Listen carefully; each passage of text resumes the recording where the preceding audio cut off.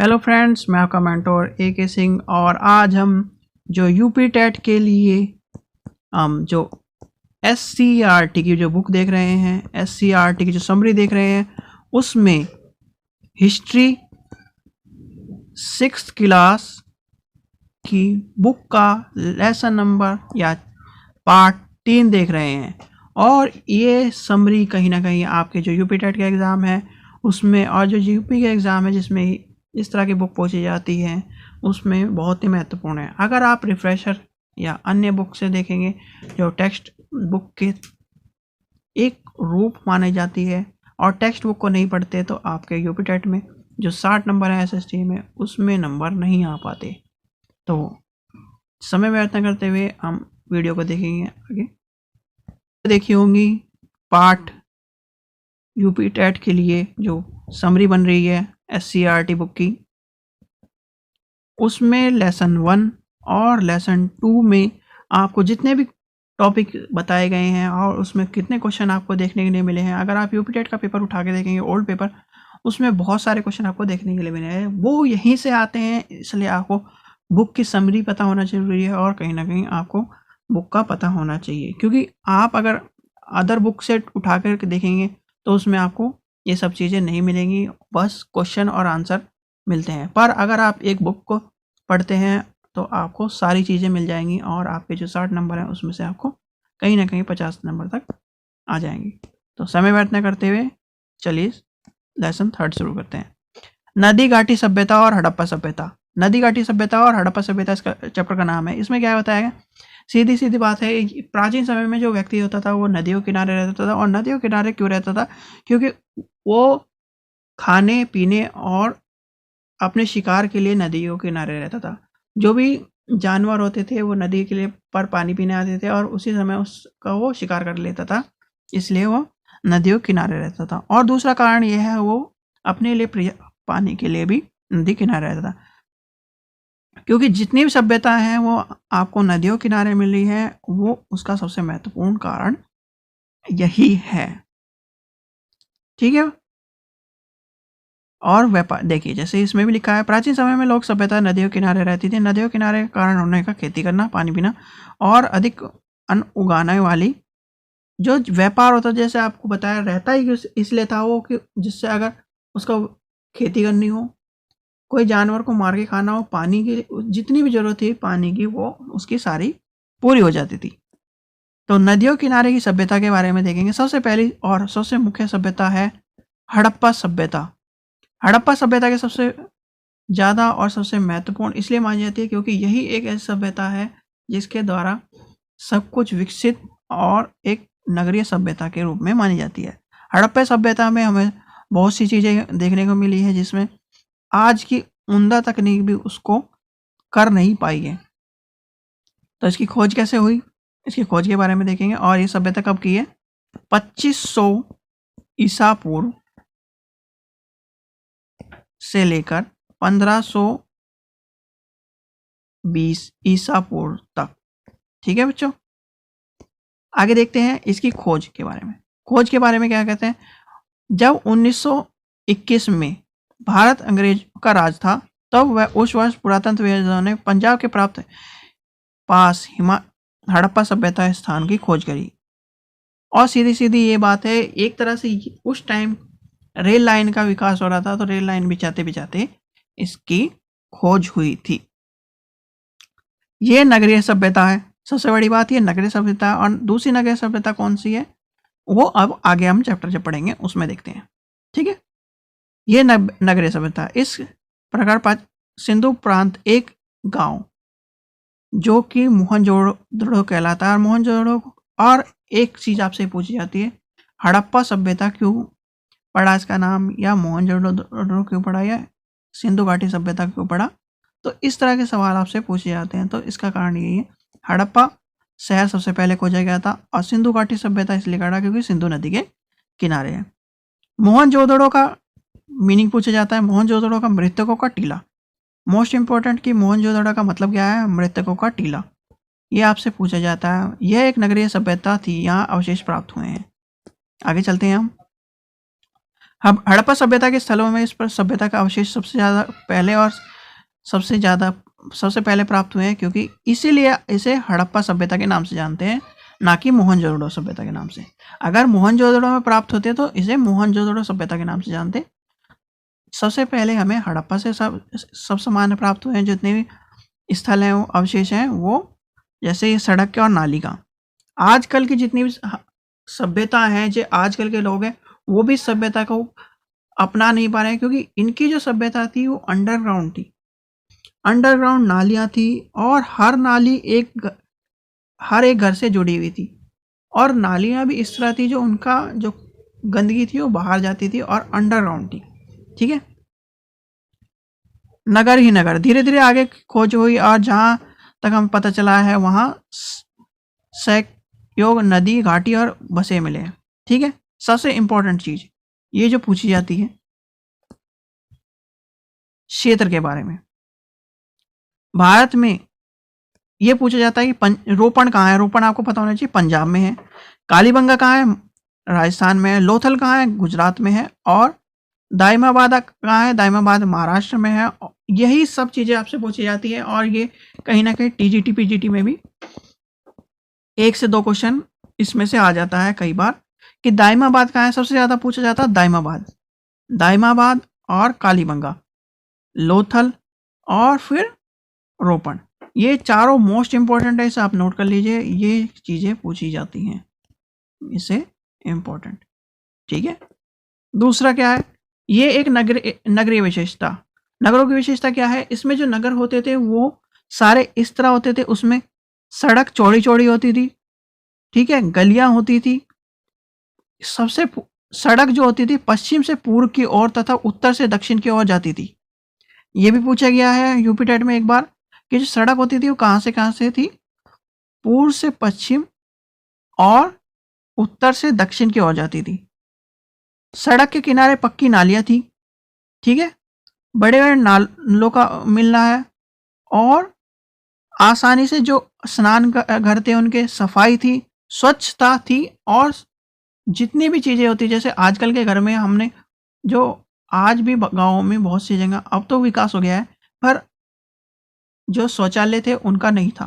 पहले लोग बाहर जाते थे, पर यहाँ के जो घर हैं उनमें स्नानागार, शौचालय, सब चीजें पाई गई हैं। तो और नालियां भी इस तरह की होती थी जो ढकी हुई होती थी, कोई भी ओपन नालियां नहीं थी। जैसे देखिए ये चित्र दिखाया गया है, ये एक ढकी नाली है और ये हर घर से जुड़ी हुई है।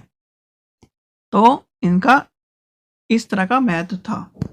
भवन निर्माण के ऊपर देखते हैं, भवन निर्माण में क्या बताया गया है। भवन निर्माण में कई तरह की बड़ी बड़ी इमारतें थी, आयताकार थी। सबसे बड़ी बात कि ये पूछा जाता है कि उन समय या हड़प्पा सभ्यता के घर किस तरह के थे, तो बड़े बड़े इमारतें थी और वो भी आयताकार थी। 2 मंजिलियों घर था तथा छोटे छोटे घर थे। मोहनजोदड़ो, हड़प्पा और अन्य स्थलों में खुदाई के पता चलता है कि हड़प्पाकालीन घर जो थे वो बहुत ही उम्दा थे।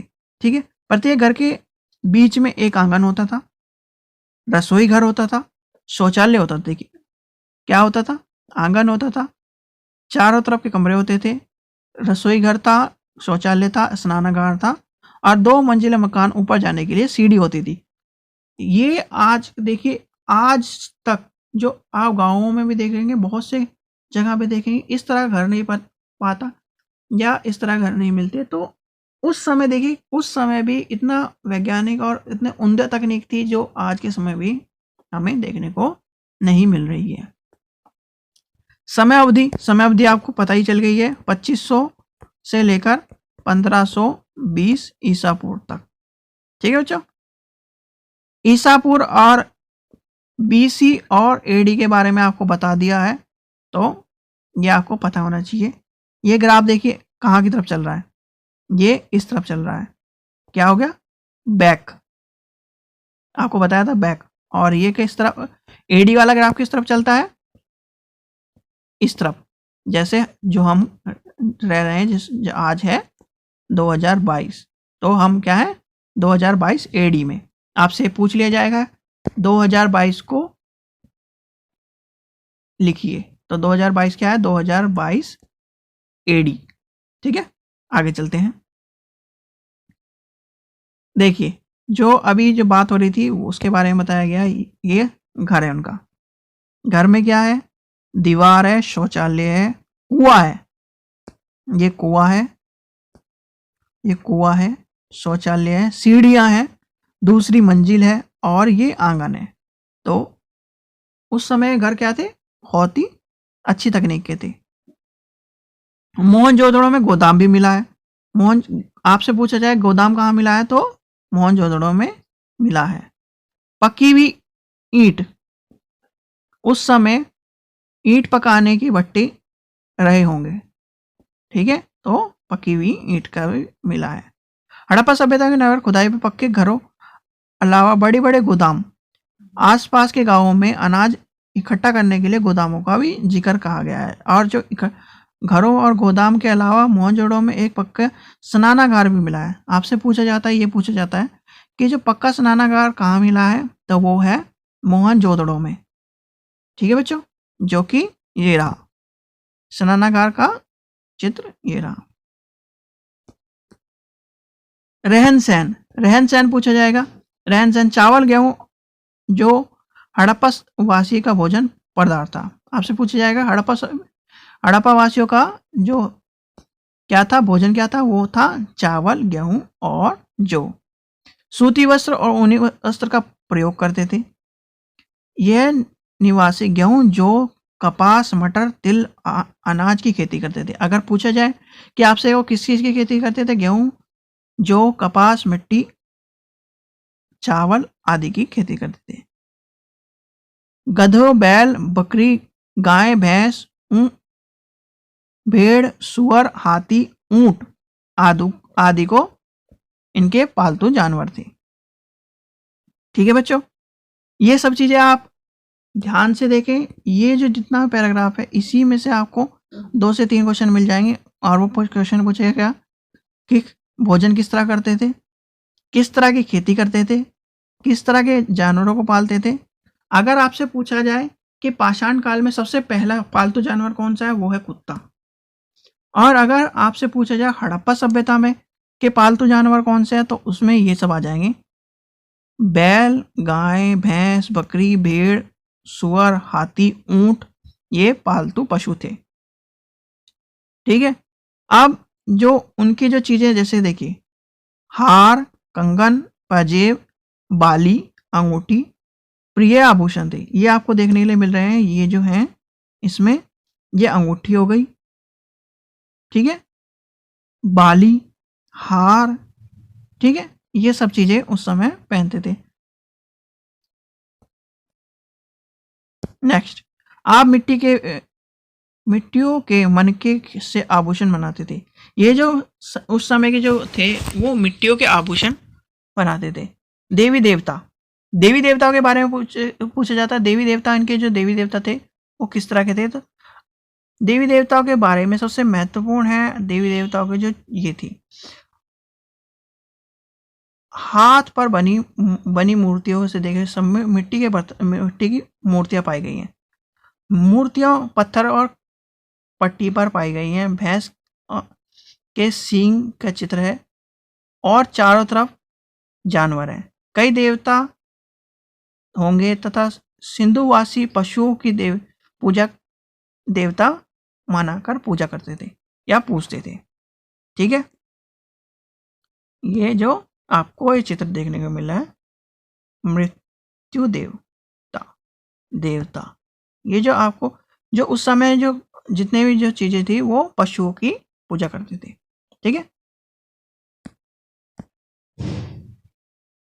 आगे देखते हैं आगे क्या कह रहा है। इस समय जो मोहरे और जो पत्तियां उसमें सांप क्या करती, और जो ये बताती है कि उस समय जो इस तरह के जो लोग थे वो सांप की पूजा करते थे। इतिहासकारों का मानना है इस सभ्यता में धर्म 4 मुख्य विशेषताओं में थे। मृतक शक्ति की उपासना करते थे, शिव की उपासना करते थे, पूजा करते थे, वृक्षों की पूजा करते थे और पशुओं की पूजा करते थे। ठीक है, अगर आपसे पूछा जाए तो ये 4 चीज आपको पता होना चाहिए। आगे देखते हैं काम धंधे। काम धंधे क्या थे उनके? काम धंधे के बारे में जानते हैं। वो पत्थर के उपयोगी माला या भाले बनाने जानते थे। ठीक है, जैसे पत्थर का उपयोग सब जानते थे उस समय। जो लोग थे पत्थर के औजार हथियार बनाने के लिए धातुओं के जैसी चीज़ों का शुरुआत की गई थी। खुदाई में तांबे और कांसे के बनी लकड़ी, कुल्हाड़ियाँ, दर्पण और आरी आदि चीज़ें मिली हैं। सिंधु घाटी की सभ्यता के धातुओं का गलाकर चीज़ें बनाना जानते थे। ये फिर दोबारा आपको चीज़ें पता होनी चाहिए। कांस्य किससे बनता है? कांस्य के ऊपर क्वेश्चन आपको देखने के लिए मिलता है। अगर आपने ओल्ड पेपर देखे होंगे तो उसमें पूछा जाता है कांस्य किससे बनता है? कांस्य तांबे और टीन को मिलाकर बनाया जाता है। उस समय आपने देखा होगा हड़प्पा सभ्यता के लोग धातुओं को निकालकर और उन्हें गलाकर चीजें बनाना सीख गए थे। आगे देखते हैं। ये एक चीज पूछी जाती है, ये देखिए, रथ। दो जो बैल है वो एक पहिए वाली और दूसरी बैलगाड़ी को खींच रहे हैं, तो उस समय बैलगाड़ी का भी प्रयोग होता था। आगे देखते हैं, आगे क्या कह रहा है। आश्चर्य की बात यह है कि धातु की चीजें बनने के साथ साथ लोग पत्थर के औजारों को भी बनाने का या उसका प्रयोग करते थे। ठीक है, इसी कारण शायद तांबे और कांसे जैसे धातु पत्थर की तुलना में ज़्यादा मजबूत नहीं थे। यह धातु हर जगह आसानी से मिलने नहीं पाती थी और लोग कई जगह पत्थरों का प्रयोग करते थे। जो प्राचीन समय में जैसे पाषाण काल में पत्थरों का प्रयोग करते थे, उस समय भी इस समय भी लोग पत्थरों को मजबूत मानते थे और पत्थरों का प्रयोग करते थे। ठीक है, बैल के बारे में आपको पता ही चल गया है। आगे देखते हैं, आगे क्या कह रहा है। इस समय चक्के का इस्तेमाल कर मिट्टी के बर्तन बनाने का प्रयोग या मिट्टी के बर्तन बनाने का जो कि मोहनजोदड़ो से प्राप्त हुए हैं। ये देखिए, मोहनजोदड़ो से बहुत सी चीजें प्राप्त हुई। जैसे एक ये पूछा जाता है, मोहनजोदड़ो से प्राप्त कांस्य की नर्तकी की मूर्ति। ये आपसे जरूर पूछा जाता है कि नर्तकी की मूर्ति कहाँ प्राप्त हुई है, वो आपका आंसर होगा मोहनजोदड़ो से। ठीक है, यही चीजें इसमें बताई गई हैं, अलग अलग कारीगर ने ये बनी। वस्तु विनिमय, मोस्ट इंपॉर्टेंट, उस समय के जो लोग थे वो किस तरह की जो पद्धति का बनाते थे? वस्तु विनिमय। वस्तु विनिमय क्या है? वस्तु विनिमय ये है कि एक सामान के बदले, जैसे आपको किसी सामान लेना है, आपको किसी से गेहूं लेने हैं और उसे क्या नाम आपके जो धान की खेती है या फिर चावल है वो चाहिए, तो आप अपने चावल उसे दे देंगे और उससे गेहूं ले लेंगे। तो वो एक तरह का वस्तु विनिमय होता था जो कि पुराने समय में उपयोग किया जाता, सामान के बदले सामान। उस समय पैसे प्रचलित नहीं थे, तो इसलिए सामान के बदले सामान। व्यापार, व्यापार कैसा था? हड़प्पा सभ्यता के लोगों का व्यापार क्या था? सीधे सीधे व्यापार था। नगरों से पत्थर, हाथीदांत, धातु, मिट्टी के बर्तन वस्तु मिली हैं। कुछ विद्वानों का सोचना यह व्यापार की मोहरें थी। विभिन्न प्रकार में मोहरें आकृति मिली है। जैसे मोहरों पर आकृति किस तरह की मिली है, आपने देखा होगा चकोर, और पहले जो मिली है वो है गोलाकार। ठीक है, जानवर, पौधे, बर्तन आदि आकृति मिली है। तो मोहरों पे किस तरह की आकृति मिली है? जानवरों की, पौधों की और बर्तनों की आकृति मिली। गीली मट्टी छापने के लिए, गीली मट्टी का सबसे, अगर आपसे पूछा जाए, देखिए मोस्ट इंपॉर्टेंट, व्यापार एक जगह से दूसरी जगह सामान भेजने तथा सामान बनाकर गीली मट्टी छाप दी जाती थी, जिससे जैसे आजकल के स्टाम्प कहते हैं, वो आपने देखा होगा जो गवर्नमेंट सील होती है उस पर एक मोहर मानी जाती है, उसी तरह का वो मोहरों का प्रयोग करते थे। गीली मट्टी पर अपनी मोहर मार देते थे, जिससे पता चल जाए कि ये सामान यहाँ का है। तोल और नाप के लिए पैमाने का प्रयोग किया जाता था। मोहरें दूसरी और मेसोपोटामिया की तरफ व्यापार, मेसोपोटामिया, ईरान और हड़प्पा नगरों के बीच व्यापार होता था। तो ये सब चीजें आपसे पूछी जाती हैं। नेक्स्ट देखते हैं, अगर ये पूछे जाए तो व्यापार का क्या लाभ हुआ? व्यापार का लाभ सीधे सीधे, अगर आप व्यापार करेंगे तो आदान प्रदान होगा, विचार होगा, दूसरे देशों से जानकारी मिलेगी विषय, और एक अच्छी चीजें होंगी। लिखावट, लिखावट से आपको एक क्वेश्चन जरूर देखने को मिलता है। लिखावट के बारे में देखते हैं। लिखावट में हड़प्पा सभ्यता की मोहरों व संकेतों के लिखे लेख लिख के देखिए। चित्रात्मक है, चित्रात्मक ये पूछा जाए तो किस तरह के है, तो चित्रात्मक है।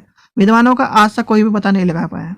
ठीक है, ये अर्ध ऐतिहासिक का युग में आती है, अंतर्गत आती है। अर्ध ऐतिहासिक का मतलब क्या था? अर्ध ऐतिहासिक वो थी जिस समय लेख लोग बागों ने लिखे हैं, मतलब उस समय के व्यक्ति ने लिखे हैं, पर वो पढ़ नहीं सकते, उसे आज तक कोई पढ़ नहीं पाया है। इसलिए हड़प्पा सभ्यता के जो लेख हैं वो आज तक कोई भी पढ़ नहीं पाया है। हड़प्पा संस्कृति लोथल सत्र की मेलो बंदरगाह के अवशेष का पता लगाती है। ठीक है, ठीक है। और एक चीज और पूछा जाता है, लोथल के बारे में आप जरूर याद रखना, लोथल के बारे में पूछा जाता है। नदी या समुद्र व्यापार करते थे ये पूछ लिया जाता है। बंदरगाह उससे पूछा जाता है। मोहरे और गोदाम के अवशेष मिले हैं। ठीक है, नगर निर्माण योजना के साथ साथ विशेष आकार की अनुमान लगाया जाता है कि इस समय व्यापार काफी सुदृढ़ था या फिर अच्छा था। अस्त्र शस्त्र का कोई अवशेष नहीं मिला, क्योंकि ये जो लोग थे ये माने जाते थे ये युद्ध में विश्वास नहीं रखते थे, तो अस्त्र शस्त्र भी ये शांति प्रिय लोग थे। अगर आपसे पूछा जाए हड़प्पा लोग किस तरह के थे, तो हड़प्पा लोग जो थे वो अस्त्र शस्त्र का प्रयोग नहीं करते थे। नेक्स्ट, ये मोस्ट इंपॉर्टेंट पूछा जाता है, ये आपसे पूछ लिया जाएगा कि जो हड़प्पा है ये नगरों का जो खत्म हुआ है, समाप्त होने का कारण क्या है। सभी जो इतिहासकार हैं उनका अलग अलग मत है। ठीक है, तो हम क्या देखते हैं, हड़प्पा लोग बाढ़ के कारण, भूखमरी, महामारी, आक्रमण और आग और आर्यों का आने से मानते हैं। अगर आप इसमें से एक भी मान ले, चलो बाढ़ मान लिया क्योंकि वह नगरों के पास रहते थे, भूकंप मान लिया, महामारी मान ली, आक्रमण मान लिया और आग भी मान लिया, और फिर आर्यों का आना, क्योंकि ये सब कारण इस तरह के कारण है जो कहीं ना कहीं हो सकते हैं, श्योर नहीं है, हो सकते हैं। क्योंकि बाढ़ आ सकती है क्योंकि वो नदी किनारे है, भूकंप आ सकता है, भूकंप, महामारी हो सकती है, आक्रमण हो सकता है, आग का भी हो सकता है और आर्यों का भी हो सकता है। क्योंकि देखिए पहले ऊपर कह रहे थे वो शांति प्रिय लोग थे, तो अगर कोई आक्रमण करेगा तो वो उससे हार जाएंगे। आगे देखते हैं, कांस्य युग सभ्यता थी, आपको पता चल गया। अगर पूछा जाए तो हड़प्पा सभ्यता कैसी थी, कांस्य युग सभ्यता थी। ठीक है, आगे देखते हैं हम, सभ्यता के बारे में पता चल गया। सभ्यता क्या होती है, सभ्यता क्या होती है, मानव सभ्यता तब कहलाती है जब आपने जीवन के तरीके और बदलते देते और पुरानी रीति रिवाजों के आधुनिक रीति रिवाजों को अपनाकर स्थायी को करती है। योजना, किसी कार्य को संपन्न करने के लिए पूर्व से योजना, व्यापार और शताब्दी तो आपको पता ही है। ठीक है, आगे देखते हैं, विश्व की प्राचीन सभ्यता। विश्व की प्राचीन सभ्यताओं में 5 सभ्यता आपसे महत्वपूर्ण पूछी जाती है। वो 5 सभ्यता कौन सी है? मेसोपोटाम सभ्यता, मिस्र सभ्यता, चीन की सभ्यता, क्रिटक सभ्यता और सिंधु सभ्यता। ठीक है, मेसोपोटामिया सभ्यता, मेसोपोटामिया सभ्यता के बारे में आपसे पूछा जाता है। मेसोपोटामिया सभ्यता 5000 से ईसा पूर्व से 2000 ईसा पूर्व के आसपास की मानी जाती है। दूसरा ये पूछा जाता है आपसे, ये कहाँ, कौन सी नदी के पास मिली है? दलदल फरत नदी के किनारे विकसित हुई थी। ठीक है, क्या पूछा जाता है आगे, जुगरुत इनके प्रमुख देवता निवास करते थे। जो ये जो चीजें हैं आपको ये देखने के लिए मिला है, ये इनका मंदिर या पवित्र स्थान मान लीजिए, जहां पर ये कहते थे यहाँ पर हमारे देवता निवास करते हैं। एक और चीज इंटरेस्टिंग देखिए, ये इनके जो चित्र हैं वो आपको देखने के लिए मिले हैं। ठीक है, हम मिस्र सभ्यता, मिस्र सभ्यता आपको सबको पता होगा। मिस्र सभ्यता में बस यही पूछा जाता है कि मिस्र सभ्यता किसके किनारे है। मिस्र सभ्यता के बारे में आपको पता होना चाहिए, मिस्र सभ्यता है नील नदी के किनारे। और मिस्र सभ्यता में जो है वो क्या है, पिरामिड, जिसके बारे में क्या है, पिरामिड, जिसमें ममीज मिलती थी या ममीज रखी गई है। ठीक है, शवों को सुरक्षित रखने के लिए ये किस शरीर पर क्या लगाते थे? नाइट्रो नामक पदार्थ को का जो लेप लगाते थे और मुलायम कपड़े से ढक देते थे। इसी प्रकार मम्मी इसका शरीर पर जो कहलाते थे मम्मी कहलाती थी, जो पिरामिड के अंदर रखी जाती थी, जो इसके अंदर रखी जाती थी। ठीक है, नेक्स्ट देखते हैं क्रीट सभ्यता। क्रीट सभ्यता देखिए,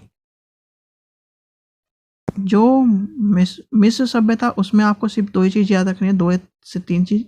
एक, ये नील नदी के किनारे है। दूसरा, शवों पे क्या लगा के रखते थे? वो नाइट्रीन लगा के रखते थे, नाइट्रोन लगा के रखते थे, और वो कपड़े मुलायम कपड़े को उस पर लगा कर रखते थे। ठीक है, और ये पिरामिड के जो था वो उसमें मम्मी रखते थे। ठीक है, नेक्स्ट देखते हैं क्रीट सभ्यता। क्रीट सभ्यता के बारे में क्या है? क्रीट सभ्यता कब की है? 300 ईसा पूर्व से लेकर 1500 ईसा पूर्व की सभ्यता है, जो कि क्रीट सभ्यता है। क्रीट सभ्यता क्या है? इसे महाद्वीप सभ्यता भी कहते हैं। महाद्वीप सभ्यता क्यों कहते हैं? महाद्वीप सभ्यता के पीछे इसका देखिए आप, यह सभ्यता भूमध्य सागर के किनारे विकसित हुई थी, इसलिए से महाद्वीप सभ्यता कहते हैं। सुंदर चित्रकारी, जो यहाँ के जो बर्तन हैं उन पर सुंदर चित्रकारी, जैसे ये देखिए, इसकी सबसे महत्वपूर्ण बात है क्रीट सभ्यता। चीन सभ्यता। चीन सभ्यता के बारे में आपसे पूछा जाता है। चीन सभ्यता के बारे में देखते हैं हम। चीन सभ्यता कब की है? 2500 ईसा पूर्व के की है ये सभ्यता। ये सभ्यता वागो नदी के किनारे है, विकसित हुई थी। इसमें क्या चीजें हैं महत्वपूर्ण? इसमें क्या चीज महत्वपूर्ण है? इसमें अगर आपसे कभी पूछा जाए तो कागज का आविष्कार किसने किया?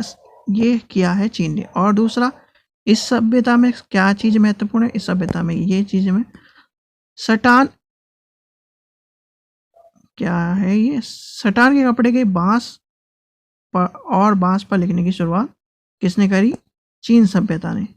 ठीक है, जो ये देखिए, ये दे रखा है, बांस पर जो लिखे किताबें ये हैं, और अक्सर इस तरह के होते थे, जो कि एक चित्रात्मक ही मान लीजिए, क्योंकि इसमें ये चित्रात्मक चीजें। अब जल्दी जल्दी एक बार इन सभ्यताओं के बारे में देख लेते हैं। सभ्यता थी मेसोपोटामिया सभ्यता, मिस्र सभ्यता, चीन सभ्यता, क्रेटक और सिंधु सभ्यता। ठीक है, मेसोपोटामिया सभ्यता कहाँ मिली है? दलदल फरीत नदी के किनारे। ठीक है, देवता कौन थे इनके? गुजरत, ये जो है इनकी आप ये देख लीजिए, इसमें जिगरूत जो इनके देवता थे। ठीक है, मिस्र सभ्यता में क्या है? नील नदी किनारे है, और शवों पर नाइट्रीन लगाकर रखते थे और कपड़े में लपेट के रखते थे, और ये पिरामिड के थे। क्रीट सभ्यता। क्रीट सभ्यता क्या है? भूमध्य सागर के किनारे विकसित हुई थी, और इसके जो बर्तन थे वो उस पर चित्रकारी। और चीन सभ्यता क्या है? वाइंग नदी के किनारे मिली है, और इन्होंने कागज का आविष्कार किया, और साटान के कपड़े और बांस पर लिखने के लिए ये जानी जाती है। तो आशा करता हूँ आपको वीडियो पसंद आए हो। कि वीडियो पसंद आई तो लाइक करें, शेयर करें, और चैनल को सब्सक्राइब करें। और इसी तरह आगे भी आपको वीडियो मिलती रहेगी, जो समरी के रूप में मिलेगी। अगर आप इस समरी को देखते हैं तो आपके कहीं ना कहीं जो यूपी टेट में जो क्वेश्चन आते हैं, या फिर अन्य जो एग्जाम में क्वेश्चन आते हैं, वो आपको देखने के लिए मिलेंगे। Thank you.